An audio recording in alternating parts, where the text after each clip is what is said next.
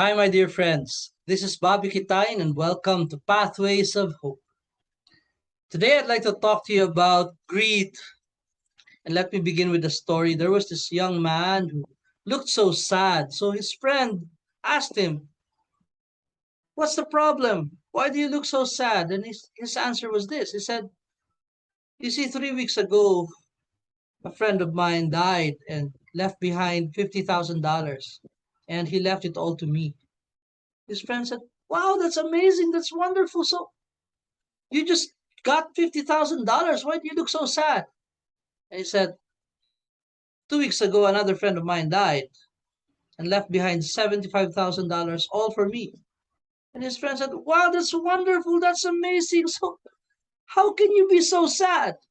And he said, "Well, a week ago, my grandfather died and he left behind $1 million, all for me." And by this time, his friend was scratching his head and saying, "So why do you look so sad?" And he said, "This week, nobody died. Nobody gave me anything. Nobody left me behind anything." That's greed. That's greed. When you want more than what you need.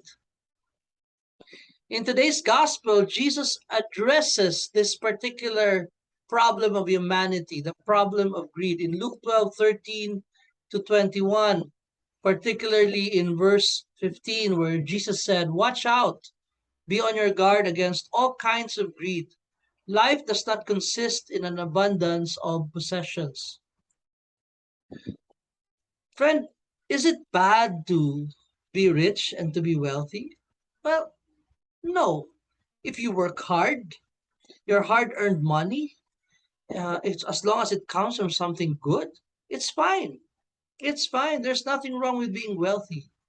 What Jesus is against is when we are greedy, when we want more than what we need. And if we have more than what we need and we still refuse to share, that's where the problem lies. For instance, in today's gospel, the rich man just kept accumulating things all for himself. He is wrong not because he became rich. He is wrong because he became greedy, because he didn't want to share what he had with others. So what's the key?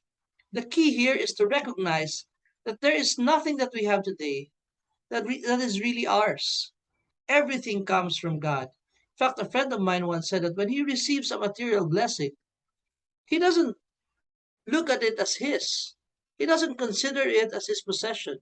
Rather, he looks at it as God's way of blessing other people through him by being generous to other people.